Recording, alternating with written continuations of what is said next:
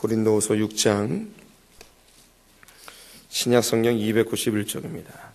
신약성경 291쪽 고린도후서 6장 1절부터 10절의 말씀을 한 절씩 교독하시겠습니다. 고린도후서 6장 1절부터 10절입니다. 우리가 하나님과 함께 일하는 자로서 너희를 권하노니 하나님의 은혜를 헛되이 받지 말라.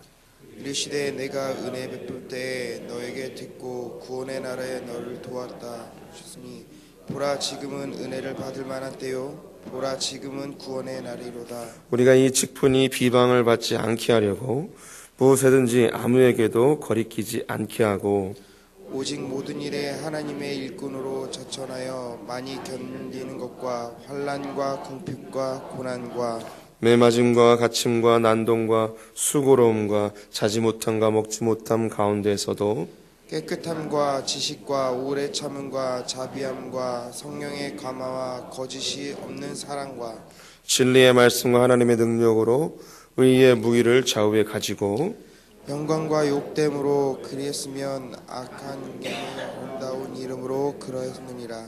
우리는 속는 자와 참되고 무명한 자 같으나 유명한 자요 죽은 자 같으나 보라 우리가 살아있고 징계를 받은 자 같으나 죽임을 당하지 아니하고 근심하는 자 같으나 항상 기뻐하고 가난한 자 같으나 많은 사람을 부요하게 하고 아무것도 없는 자 같으나 모든 것을 가진 자로다. 아멘.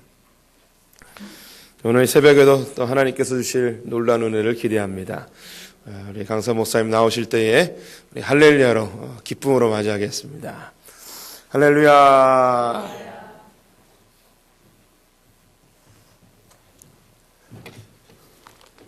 잘 주무셨습니까? 여기는 잘 주무시고 여기는 잘 안 주무셨고. 기도하십시다. 우리 아버지 하나님, 성회를 주께서 시작하게 하시고 이 시간까지 달려올 수 있도록 역사하신 것 감사합니다. 오늘 아침에도 하나님의 말씀으로 교제하며 이 성회의 마지막 새벽 시간을 당합니다. 새벽 기도회 언제나 저희들이 모입니다. 그러나 성회에 특별히 강사가 와서 말씀을 증거하고 나누는 이 새벽 시간 주께서 잊지 마시고 우리에게 베푸실 바 은혜를 베푸시고 이번 성회에 우리가 큰 매듭을 하나 짓고 우리 삶의 그 모든 걸음을 아름답게 걸어갈 수 있도록 주여 축복하여 주옵소서. 말씀 가운데 역사하실 하나님의 은혜를 기다려오며 우리 주 예수 그리스도 이름 받들어 기도 올려옵나이다. 아멘. 청교도 지도자 가운데 리차드 백스트라는 목사님이 계십니다. 그가 하루는 다른 동료들과 함께 길을 걷다가 길거리에 죄수 하나를 묶어놓은 것을 보았습니다. 그것을 보고 그 리차드 백스터 목사님이 그렇게 얘기를 했습니다. 저기에 하나님의 은혜만 뺀 리차드 백스터가 있구나. 그렇게 얘기를 했습니다. 저 묶여있는 죄수나 나나 똑같은 죄인. 그런데 나도 그렇게 묶일 수밖에 없는 그런 죄인인데 하나님 은혜로 구원받고 죄지지 않은 인생으로 또는 내가 목사가 되어서 이렇게 하나님의 교회를 세울 수 있는 사람, 하나님이 내게 베푸신 은혜가 크다.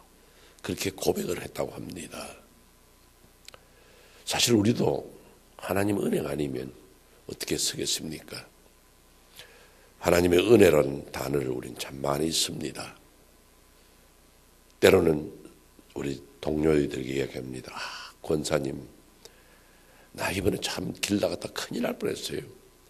교통사고가 났는데 내 몸이 하나도 안 다쳤고 얼마나 감사한지 하나님의 은혜로 이렇게 다치지 않고 건강하게 있습니다. 때로는 이야기합니다. 우리 아들이 이번에 취직을 했는데 하나님 은혜로 취직을 했습니다. 때로는 목사님이 설교를 마치고 나오시면 목사님 은혜 많이 받았습니다. 그렇게 하나님의 은혜라는 말을 참 많이 있습니다. 그 단어를 많이 쓰면서도 우리가 실감하고 깨닫고 또 은혜 안의 삶이 무엇인가를 말하지 못하는 분들이 또 많이 있습니다. 신학적으로 말씀을 드리면 하나님의 은혜란 단어는 두 가지의 그 큰 뜻을 가지고 있습니다. 하나는 뭐냐면 일반적인 은혜란 것이 있습니다. 그 일반적인 은혜라는 것은 죄인이나 선인이나 세상 모든 사람 똑같이 주시는 것. 태양이 비칩니다. 비가 옵니다. 눈이 옵니다. 바람이 붑니다. 그것은 의인이라고 그 사람들 밭에만, 그 사람들 머리에만 비가 오게 하시고 악한 사람은 비도 안 주고 그런 것이 아니라 하나님 온 땅에 골고루게 주시는 것이 일반적인 하나님의 은혜라 그렇게 이야기를 합니다. 특별 은혜는 무엇이냐? 일반 은혜는 모든 사람이 다 주시는 것이고 특별 은혜는 하나님이 택한 자, 하나님의 사랑하시는 자, 그들에게 주시는 것을 말합니다. 그래서 이 땅에 인구가 70억이라 그래도 다 예수 믿는 것 아닙니다. 다 하나님의 백성 된 것 아닙니다. 하나님께서 특별히 세운 그의 백성, 그들에게 주시는 은혜가 우리 특별 은혜라 그럽니다. 그런데 오늘 아침에 저와 여러분이 이 고린도후서 6장 1절에서 10절 말씀을 우리가 나누는데 바울 사도가 이 하나님의 은혜란 단어를 통해서 우리에게 가르쳐주며 은혜의 삶이 무엇인가, 왜 은혜를 받아야 되는가 하는 것을 참 자상하게 이야기합니다. 다른 어떤 책에서보다도 이 고린도후서 6장 1절에서 10절 말씀 가운데서 하나님의 은혜가 무엇이냐 그 얘기를 합니다. 제가 오늘 아침 여러분들에게 두 가지로 나누어서 말씀을 드리려고 합니다. 하나는 뭐냐면 여기 2절에 보면 보라 지금이 은혜 받을 만한 때요 그럽니다. 은혜는 받는 때가 있습니다. 우리 이걸 알아야 됩니다. 보라 지금이 은혜 받을 만한 때요 때. 이것은 뭘 말하느냐면 우리가 하나님의 은혜를 알고 깨닫고 그 다음에 이 안에서 성숙할 수 있는 시기가 따로 있습니다. 여러분 공부할 때가 있습니다. 공부가 아무 때나 되는 게 아닙니다. 젊을 때 머리가 팍팍 돌아갈 때에 그때 공부를 해야 됩니다. 저희들도 어릴 때에 뭐 성경도 얼마나 많이 외웠습니까? 제일 많이 외우는 거 고린도전서 13장을 비롯해서 이것 외워라 저것 외워라 그러면 쭉 외웠습니다. 어떤 분들은 뭐 마태복음을 전체적으로 외운다든지 그런 어떤 대단한 기억력을 가지고 있습니다. 이제는 성경 구절을 외우라 그래도 못 외웁니다. 안 돌아갑니다. 또 이런 외우는 암기력만 아니고 그 말씀을 이해하고 생활하는데 적용시키는 것도 어렵습니다. 세상의 공부도 그렇고 운동도 그렇고 뭐든지 때가 있습니다. 옛날 어른들도 그런 말씀 많이 했습니다. 야, 너희들 눈 좋을 때 성경 많이 읽어라 그랬습니다. 그런데 이제는 성경 읽으려고 그러면 첫째 복잡합니다. 안경부터 찾아야죠. 그 다음에 성경 읽으면 읽기는 읽었는데 몇 장은 지나갔는데 앞에 무슨 이야기를 했는지도 모를 때가 많습니다. 그러나 젊은 사람들 보면 탁탁탁탁 외웁니다. 우리가 가정예배를 드릴 때 우리 두 내외는 돋보기를 쓰고 예배를 드리지만 우리 아들은 그 조그마한 글도 탁 들여다보면서 읽습니다. 부럽기도 하고 신기하기도 하고 모든 데서 그렇습니다. 때가 있습니다. 여러분들 하나님의 교회에 봉사할 때가 있습니다. 그 때를 놓치면 여러분 하고 싶어도 못합니다. 기운도 없고 물질도 없고 내가 할 수 있는 때가 무엇이냐. 그러니까 우리가 그 때를 놓치지 아니하고 내가 할 수 있는 바를 다 해야 됩니다. 선교 여러분들 때가 있습니다. 내가 갈 수 있는 힘 있는 때가 있습니다. 가고는 싶은데 기운이 딸려서 못 갑니다. 교회가 하나님의 나라 일을 하고 싶어도 물질이 있고 사람이 있을 때가 있습니다. 그 때를 따라서. 그래서 인생을 살아보고 그 삶을 보았던 솔로몬은 그 때를 이야기했습니다. 모든 삶에 있어 때가 있는데 그 때를 기억하고 살아라. 그 이야기를 해 주었습니다. 그렇기 때문에 여러분들 은혜도 아무 때나 받는 것 아닙니다. 먼저는 하나님의 말씀이 들려질 때 말씀의 은혜를 받습니다. 목사님의 목회 프로그램에 의해서 부흥회를 합니다. 그때가 바로 은혜 받을 만한 때입니다. 그런데 아이고 딸이 어떻게 뭐 시집을 갔는데 아기를 낳았는데 이런 복잡한 문제에 부흥에 참석을 못했습니다. 그런데 그때 참석하지 못하고 다른 사람들 은혜를 받았다고 좋아하는데 참석 못했던 사람은 은혜를 받지 못했고 그 때를 놓친 겁니다. 그러니까 우리가 어린아이들이 영양분을 공급해 받아서 성장했을 때가 있는데 밥 먹기 싫다, 만화 보는 게 좋다, TV 보는 게 좋다 그러면서 그저 과자나 먹고 칩스나 먹고 그래 주면 건강에 문제가 생기는 거예요. 어릴 때의 음식을 어떻게 먹느냐, 신앙생활할 때 어떻게 먹느냐, 그 때를 놓치지 말고 성도가 살아야 한다 그 말입니다. 그렇기 때문에 여러분들이 목사님의 말씀을 통해서 은혜 받을 만한 때는 결코 놓치지 말아야 됩니다. 그 때를 놓치면 우리는 더 이상 성장을 못하고 연약해지고 허약해지는 사람이 됩니다. 그렇기 때문에 여러분들이 이 때라는 것을 늘 한 번씩 생각해 보세요. 우리가 지금 뭐 할 때인가? 기도할 때인가? 놓치지 마세요. 내가 충성할 때인가? 헌신할 때인가? 그 때를 놓치지 않도록. 왜냐하면 이제 여러분들 우리 성도들의 그 신앙생활에 하나님 은혜가 왜 필요한지를 여러분 나눕니다. 오늘 아침에도 여러분들 다른 거 생각할 거 없습니다. 성경에서 우리가 이야기를 한번 해보십시다. 우리가 성경 한번 다 찾아보시기 바랍니다. 하나님 은혜가 왜 필요하고 나는 왜 그때 은혜를 받아야 되는지를 봅시다. 바울 사도가 가르쳐 줍니다. 이제 4절부터 봅니다. 은혜를 받고 안 받고 차이가 납니다. 은혜 받은 성도는 어떻게 되느냐, 은혜 받지 않으면 어떻게 되는지를 비교를 해줍니다. 먼저는 여기 4절부터 7절까지 하나님의 은혜를 소극적으로 이야기를 합니다. 은혜 받은 성도는 어떠냐 보세요. 3절부터 먼저 읽어보십시다. 우리가 주의 일을 합니다. 왜냐하면 또 1절 볼까요? 1절에 보면 우리가 하나님과 함께 일합니다. 예수 그리스도 안에서 구원받고 하나님과 함께 일하는 하나님의 부르심을 받은 자들이죠. 그럼 주의 일합니다. 1절이죠. 그럼 3절 우리가 주의 일을 맡아서 이 직분을 감당하는데 죄송합니다. 이 직분을 감당하는데 사람들이 비방하고 뭐 저렇게 하느냐, 뭐 저렇게밖에 못하느냐 비방할 수 있습니다. 그러니까 비방을 받지 않게 하고 무엇이든지 아무에게도 거리끼지 않게 하고 이제 그렇게 하려면 4절부터 나옵니다. 저와 함께 같이 읽으면 됩니다. 오직 모든 일에 하나님 일꾼으로 자천하여 많이 견디는 것과 환난과 궁핍과 고난과 그만큼 자 내가 하나님의 일꾼으로 일합니다. 그런데 사람들이 비방하고 욕할 때에 견디지를 못합니다. 그러나 은혜를 받으면 견딜 수 있다는 거예요. 그 은혜를 받아야 돼요. 언제요? 은혜 받을 만한 때에 은혜 받고 힘을 얻으면 많이 견딜 수 있습니다. 그리고 환난이 오고 궁핍이 오고 고난이 오고 그냥 제가 읽을게요. 매를 맞습니다. 5절이에요. 갇혀있고 감옥에 들어가고 난동과 수고로움과 자지 못함과 먹지 못해도 은혜 받은 성도는 견딜 수 있다는 말이에요. 그리고 깨끗함과 지식과 오래 참음과 자비함과 성령의 감화와 거짓이 없는 사랑과 진리의 말씀과 하나님의 능력으로 의의 무기를 좌우에 가지고 주의 일을 할 수 있다는 거죠. 우리가 하나님의 직분을 맡은 자로서 사람들에게 거리끼지 않게 하고 충성된 종으로 살려면 하나님 은혜를 받아야 됩니다. 그러면 우리는 은혜 받을 만한 때에 은혜를 꼭 받아야 됩니다. 이것이 소극적인 이야기입니다. 적극적인 이야기가 바로 8절에서부터 나옵니다. 보세요.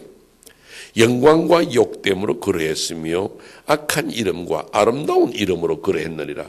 우리는 충성하다 보면 악한 이름도 들을 수 있습니다. 요즘은 안티크라이스트 때 반기독교주의 때문에 얼마나 교회가 고통을 받습니까? 그래서 욕먹는 교회도 됩니다. 그러나 또 충성된 종으로 살 때에 아름다운 이름도 있습니다. 우리는 속이는 자 같으나 참되고 우리가 뭘 속였습니까? 세상 사람을 속이는 자 같을 때가 있습니다. 어떻게 해요? 우리 다 죽으면 천국 갑니다.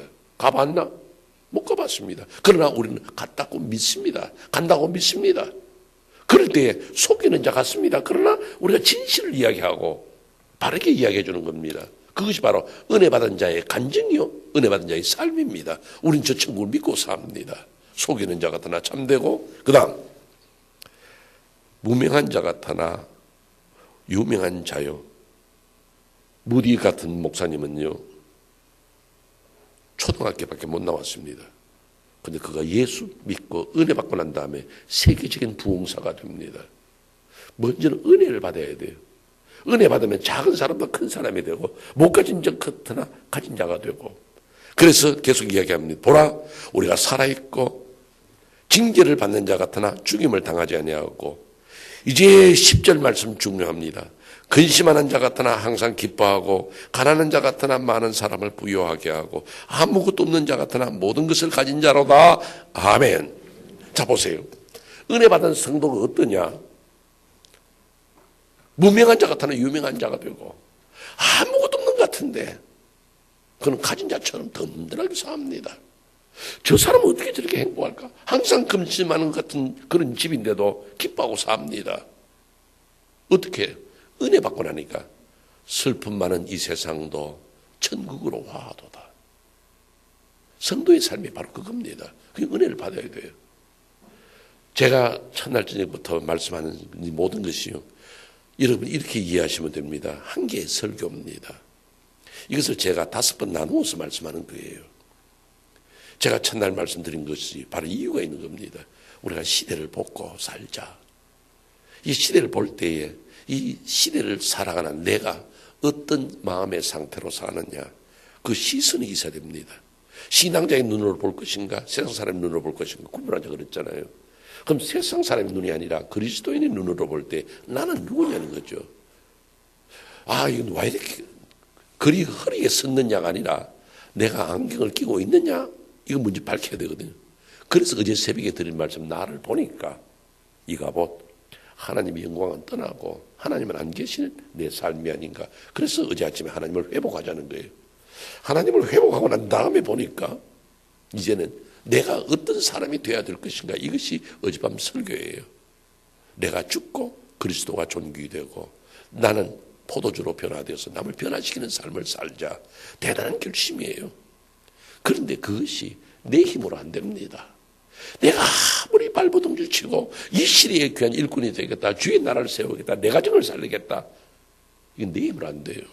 그래서 하나님의 은혜의 손길에 부탁하자는 것이 오늘 아침 4번째 설교에, 하나님의 은혜의 손길. 그러니까 나는 갈 길 모르니 주여 인도하소서. 주의 은혜의 손길이 나를 부탁하는 겁니다.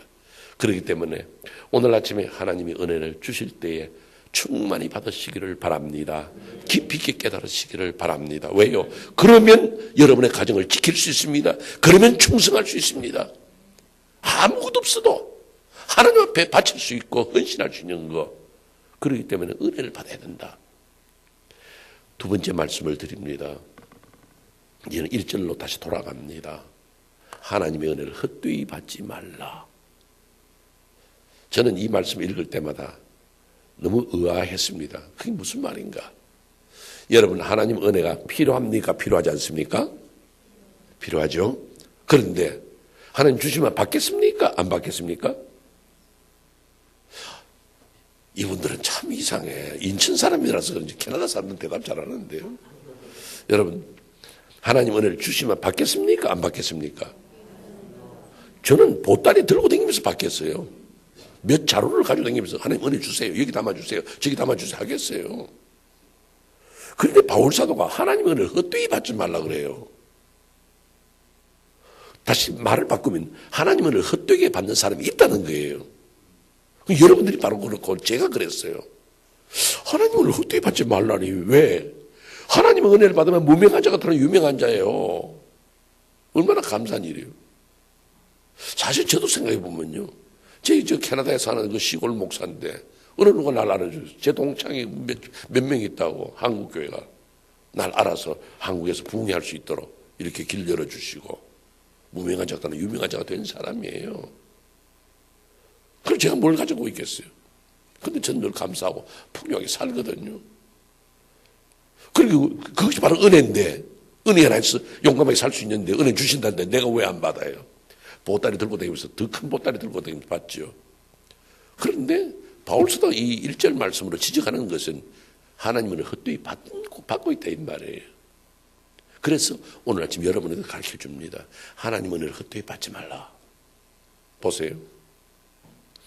실제로 우리의 삶이라는 것은 하나님 은혜로 되어 있습니다. 근데 우리가 깨닫지 못하거든요. 제가 예를 하나 들죠. 저희 교회에서 목사가 살 수 있는 사택을 하나 구입을 해 주셨어요. 아파트에 살 때는 5층에도 살고 이렇게 높은 데서 살면서 하늘 보고 살았습니다. 그런데 집을 이사 오니까요. 여러분 아시다시피 이 미국이나 캐나다에는 담장이 거의 없어요. 그러니까 이렇게 식당에 앉아서 밥을 먹다 보면 사람들 길 걸어가는 게 쭉 보이고 동네 개가 지나고 자동차 휙 지나가는 걸 봅니다. 그 참 좋더라고요. 근데 이제 처음에 이사를 딱 들어왔는데 이사 들어가서 얼마 안 됐는데 어느 여름이에요. 엄청 덥더라고요. 너무너무 더워요. 그래서 우리 사람하고 이야기를 했습니다. 여보, 이렇게 더워서 못 자겠다. 우리 지하에 가서 아래층에서 자자. 그 이제 방갈로식으로 된 집이에요. 밑엔 지하실 있고 위층이 거기서 이제 전부 다 이 식탁이 있고 그다음에 방들이 나뉘던 그런 형태의 집이거든요. 그래서 이제 우리 지하에 가 자자. 그 이제 우리 두 내외가 이제 밑에 내려가서 요를 깔고 그냥 또 그렇죠. 잤습니다. 자다가 우리 두 사람이 동시에 2시인가 3시인가 깼습니다. 왜요? 허리가 어찌 아픈지요. 맨바닥에 자는 것이 아니라 습기가 많아서 온몸이 쑤시는 거예요. 얼마나 힘든지. 그래서 그 다음에 성도들 만나, 아이고, 내가 그 집에서 자는데 막 허리가 아픕니다. 그래서 막 아무래도 습도가 많은 것들이 뭐 큰일 납니다. 그래요. 뭐가 큰일 나요? 그러니까 집이 습도가 많으면 문짝이 틀어지고 가구가 상하고 곰팡이가 피고 큰일 납니다는 거예요. 그럼 병 생기고. 그럼 어떻게 해야 돼요? 그러니까 디휴미디파이어라는 거, 제습기를 갖다 놓으래요. 그것도 이제 제습기를 하나 사왔습니다. 사오니까요.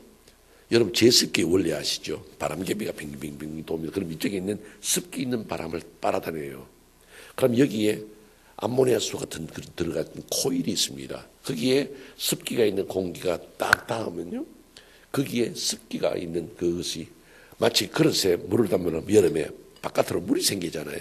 그런 식으로 그 습기가 그 코일에 닿아가지고 거기는 물은 똑똑똑똑 떨어지고 여기에는 습기가 없는, 습도가 없는 그런 공기가, 맑은 공기가 되거든요. 이걸 다 서큘레이션 시킨단 말이에요. 그래서 이제 그 제습기를 딱 갖다 놓으니까요. 하루 종일 도는 거예요. 뱅뱅뱅. 왜? 습도가 많으니까. 계속해서 빨아다니는 거예요. 그러고 보니까요. 때로는 하루에, 여름에는요. 하루 이만한 통에 한 통씩 물을 받아내요. 얼마나 놀란지 몰라요. 그렇게 습도가 많은 방이었어요. 그런데 제가 여러분들 이런 말씀을 드리는 것은요. 제가 그 방에 내려가면요. 물기 하나도 안 보입니다. 안 보여요. 그것도 물기가 보이겠어요.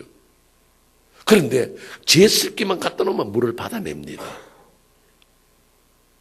왜 제가 이 말씀을 드리냐면 여러분 아침부터 저녁까지 하루 종일 여러분들의 삶에는 하나님 은혜로 가득 차 있습니다. 그냥 사는 거예요. 그러나 신앙의 눈으로 보면 모든 것이 하나님의 은혜로 되어 있고 그 은혜를 받아냅니다. 이게 하나님 은혜였구나. 이게 하나님 은혜였구나. 놀라워요. 그러니까 그 많은 물기를 보면서도 그냥 나는 그냥 지나간 거예요. 우리의 삶이 하나님의 은혜로 가득 차 있는데 이걸 하나님의 은혜를 깨닫지 못하기 때문에 바울 사도가 하나님 은혜 헛되이 받지 말라는 거예요. 지금도 하나님 은혜를 받고 있다는 거예요. 사람들 말합니다. 왜 하나님 날 사랑하지 않느냐? 왜 하나님 우리 가정 은혜 베풀지 않느냐? 여러분 죄송하지만 하나님은 여러분들에게 넘치게 있는 줄로 믿으시기를 바랍니다. 여러분 보세요. 자, 여러분이 오늘 새벽 기도 오시려고 여러분은 몇 시에 깼습니까? 저는 4시 25분에 알람을 맞춰놓고 잤습니다. 여러분은 4시 반쯤 알람을 맞춰놓고 교회 간다 생각하는데 알람이 따르르 울지요. 그게 은혜입니다, 여러분. 알람이 우는데 안 들리면 그게 문제가 생긴 거예요. 그때부터 벌써 여러분 은혜를 깨닫기 시작하는 거예요. 알람이 우네. 그래서 이걸 시끄러우니까 꺼야 돼요. 다 끄는데 손이 나가는 게 이게 은혜입니다, 여러분. 끄기는 꺼야 되는데 손이 안 움직여. 문제가 생긴 거예요. 그래서 끄고 그 다음에 여러분들 일어납니다. 화장실 갈 수 있는 것도 은혜. 화장실 뚜껑 닫을 수 있는 것도 은혜. 걸어 나오면서 바지를 입으려고 다리르기가 올라가는 게 은혜예요, 여러분. 여러분 그냥 무조건 다리 올렸잖아요. 아이고 목사님 나는 맨날 다리 올립니다. 살아보세요. 맨날 올릴 수 있는 날이 있는지. 사고 한번 나보세요. 다리 못 올려요. 저도 그저께 이 자동차에서 내리다가 허리가 약간 이 근육이 다쳤던 것 같아요. 그것 때문에 지금 가뜩이나 나이 많은데 어기적거리니까 더 노인 같아요. 저는 안 그랬거든요. 순간순간입니다, 여러분. 아이들이 식당에서 밥 떴죠. 아이가 밥에 숟가락이 들어가는 것이 은혜란 말이에요. 엄마 나 손이 없어서 힘이 없어서 밥 못 먹겠어. 얼마나 걱정되겠어요. 코를 골아도 영감이 옆에서 자고 있는 게 은혜입니다, 여러분. 순간순간이. 여러분이 교회까지 걸어오셨고 자동차를 타고 오실 때 무사히 온 것도 하나님 은혜. 삶 자체가 하나님 은혜입니다, 여러분. 그렇기 때문에 지금까지 여러분들 왜 하나님 날 사랑하지 않으실까? 왜 하나님 내게는 은혜를 안 베푸실까? 여러분 많이 받았어요. 그것을 깨닫지 못하는 거예요. 신앙인의 눈 제습기를 갖다 놓고 한번 보세요. 하나님은 여러분의 삶에 넘치게 있는 줄로 믿으시기를 바랍니다. 이것이 있어야 돼요. 그렇지 않으면 우리 신앙생활에서 아무것도 유익을 얻을 수 없습니다. 그렇기 때문에 하나님 은혜를 헛되이 받지 말라.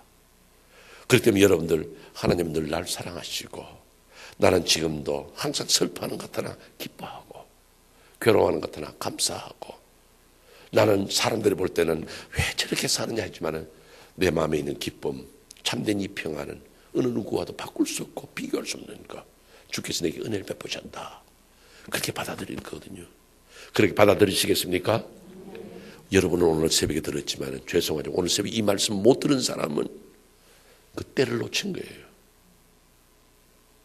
그리고 여러분들 나는 이번에 부흥회 참석 안 하고 그냥 나중에 목사님이 CD로 만들어주든지 DVD로 뭐 교회에서 인터넷으로 나오면 그거 듣고 여러분 현장에서 라이브로 듣는 설교하고 DVD하고 틀려요. 은혜 받는 것도요. 직접 하나님 말씀을 들으면서 그 가슴속에 질려오는 부흥회의 분위기 속에서 은혜 받는 것도 틀려요. 그렇기 때문에 여러분 목사님이 뭐 한다 그러거든 무조건 참석하세요. 그러면 하나님께서 내게 주시는 그 말씀이 내게 적절하게 역사되거든요. 이건 설교를 맺습니다. 제가 이제 부흥회가 오늘쯤이 끝이니까 오늘 중간 시험을 한번 치겠습니다. 중간 시험을 쳐야 돼요. 저는 오늘 저녁에도 시험 칠 거예요. 중간 시험을 치는데 한 문제만 냅시다. 한 문제만. 맞으면 100점, 틀리면 0점. 제가 이제 예제를 냅니다. 제가 잘 아는 목사님 한 분 계십니다. 여러분 미리 말하는데 이번에 답을 말할 때는 소리를 크게 내야 됩니다.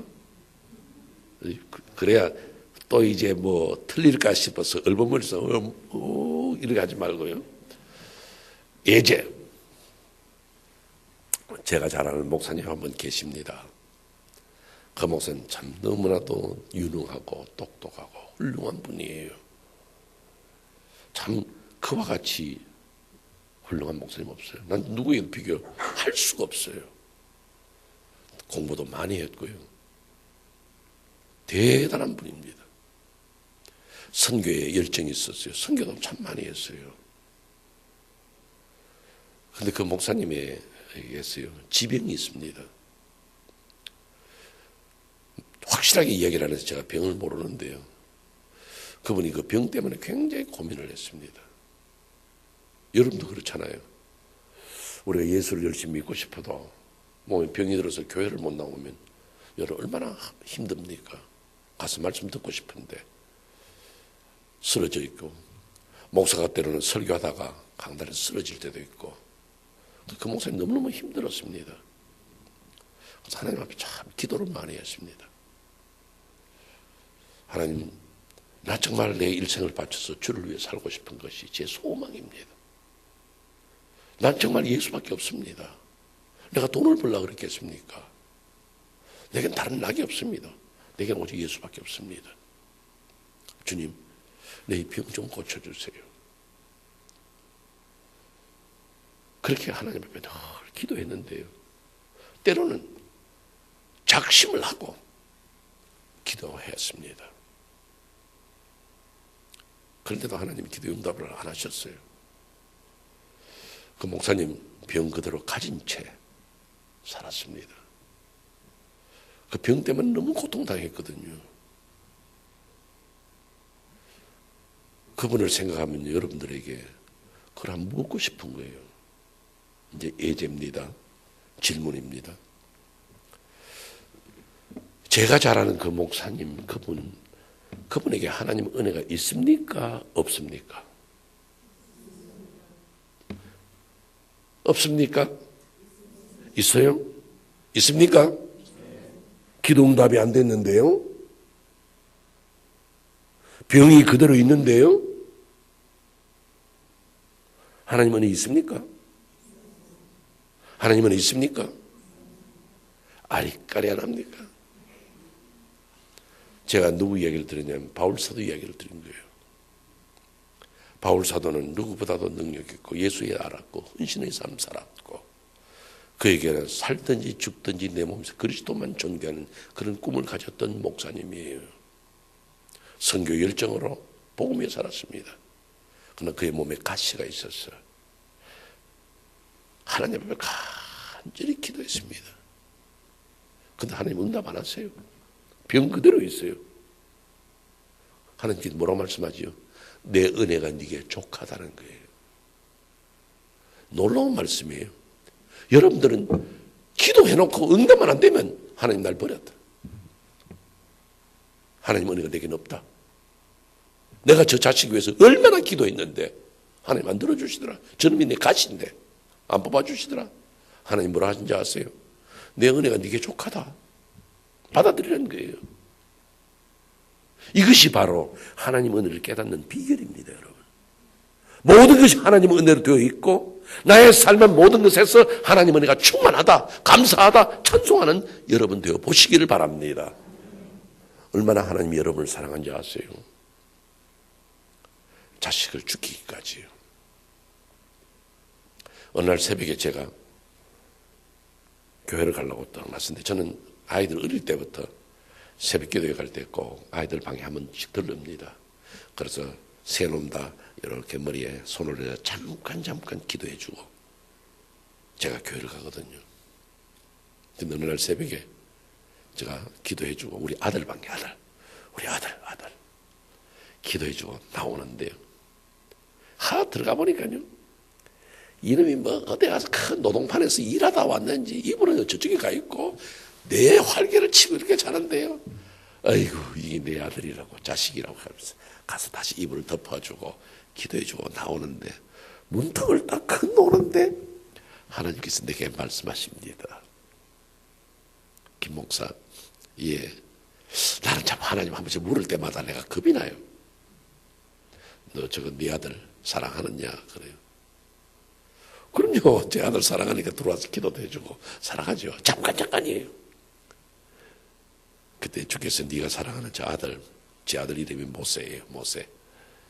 저 모세 너 내게 번제로 바칠 수 있겠나 그래요. 아브라함의 말씀보다 그 이삭의 말씀을 제게 하는 거예요.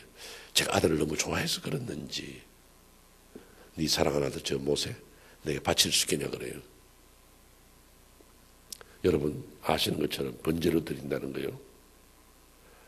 아들을 죽여가지고 태워서 드리는 게 번제거든요. 제가 그렇습니다. 못합니다. 저는 못합니다. 난 내 아들 못 죽입니다. 못 바칩니다. 그런데 아브라함은 했거든요. 아브라함은 죽이려고 그랬습니다. 하나님 말려서 그랬지. 하나님은 하셨습니다. 아들을 죽였습니다. 십자가에 달리시던 주님이 엘리 엘리 라마 사박다니 어째 날 버립니까? 그 사박단에 할 때 그 히브리 말 사바크라는 말은요, 여러분 중동 가보시면 물을 아낍니다. 왜냐면 워낙 물이 귀하니까. 그래서 내가 세수한 물, 발씻은 그런 물들은요, 그냥 모아둡니다. 아니면 그 혹시 농가 같으면요, 그 앞 논두렁에 기러기 하나 따로 있습니다. 거기다 부으면 그게 쭉 흘러가면서 계속 흘러가면서 다른 농지들에게 물을 줍니다. 그렇게 물을 안 버려요. 그런데 남아 사박단이 왜 나를 더러운 물을 확 버리듯이 날 버립니까? 하는 거죠. 그때 하나님의 말씀이 네가 십자가에서 죽지 아니하면 저 김경진이가 죽어야 돼. 김경진을 살리기 위해서 내가 너를 죽여야 된다는 거예요. 그것이 하나님의 은혜였습니다. 주님은 김경진이를 살리기 위해서 아들을 희생합니다. 저는 제 아들 못 죽이겠습니다. 왜요? 죽을 배를 저렇게 내놓은 자식을 아빠 나 살려줘 하는데 내가 죽이겠어요? 그런데 하나님은 아들 예수 그리스도 왜 날 버립니까 할 때 네가 죽어야 돼. 끝까지 십자가에서 죽입니다. 한국의 한 정형외과에 한 할머니가 들어오셨어요. 손녀같이 생긴 딸을 하나 데리고 들어왔습니다. 이 실화예요. 성형외과가 아니고 정형외과예요. 그래서 의사 선생님이 할머니 왜 오셨습니까? 그러니까 할머니가 이야기를 합니다. 얘가요, 제 딸입니다.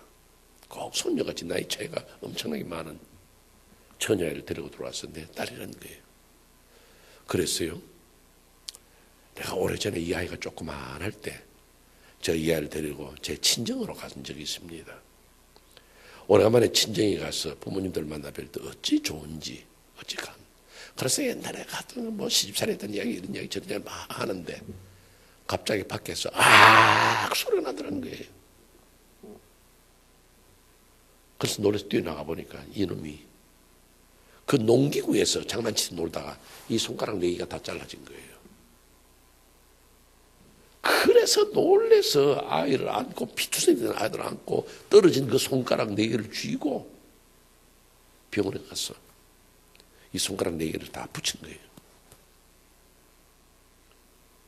그런데 참 교묘하게도 이 손가락 4개가 다 붙었는데 지금 이기겠는데 4번째 손가락 이거는 다 붙질 않아가지고 그냥 끊어졌다는 거예요. 그랬어요. 그런데 이제 이 아이가 곧 시집을 갑니다. 신랑 될 사람은 괜찮다 그러는데 이 어미의 심정은 그렇지 않습니다. 결혼식 하는 날 이 4번째 손가락에다가 반지를 끼워주고 싶었는데 손가락이 없어. 이쪽 손가락 끼우면 어떠냐 저쪽 손가락 끼우면 어떠냐 하지만은 신랑은 괜찮다 말하지만은 어미는 그렇지 않습니다. 제가 오늘 선생님을 찾아온 것은 이 늙은 사람 이 손가락 잘라가지고 우리 딸에게 이식해 줄 수 있겠습니까? 그 이야기를 하는데 할머니도 울고 딸도 울고 의사 선생님도 울고 옆에 서서 듣던 간호사도 울고 다 울었어. 내 딸에게 반지를 끼워주고 싶었어. 내 손가락을 잘라달라. 안 자르면 어떻습니까? 반지 안 끼우면 어떻습니까? 그런 어머니의 심정은 그렇지 않거든요. 그 이야기를 들으면서 울었던 의사 선생님이 눈물을 닦고 할머니에게 얘기했습니다. 할머니, 아무 걱정하지 마세요. 손가락도 이식도 해드리겠고 할머니의 지금 손가락은 더 예쁜 손가락을 만들어 드릴 테니까 아무 걱정하지 마세요. 실화입니다, 여러분. 그게 부모의 사랑. 하나님은 여러분을 어떻게 사랑하실 것 같아요? 여러분의 아픔을 모르실 것 같아요? 여러분의 힘든 걸 모르실 것 같아요? 하나님은 아들을 죽이시기까지 여러분을 사랑하신 분입니다. 제가 더 긴 이야기를 안 드리죠. 오늘 아침 여러분들 머릿속에 기도하면서 입술에서 결코 원망하지 마세요. 하나님, 내 인생은 왜 이렇습니까?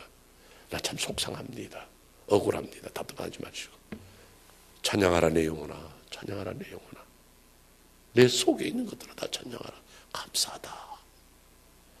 아들을 주기까지 사랑하신 하나님이 나를 버리시랴. 주여 내가 감사하고 놀랍다. 그렇게 찬송하면서 하나님 은혜에 깊이, 여러분 하나님의 은혜에 깊이 들어갈 수 있는 성도들이 되시기를 주의 이름으로 축원합니다. 기도하겠습니다. 이제 우리 다 같이 머리 숙이시고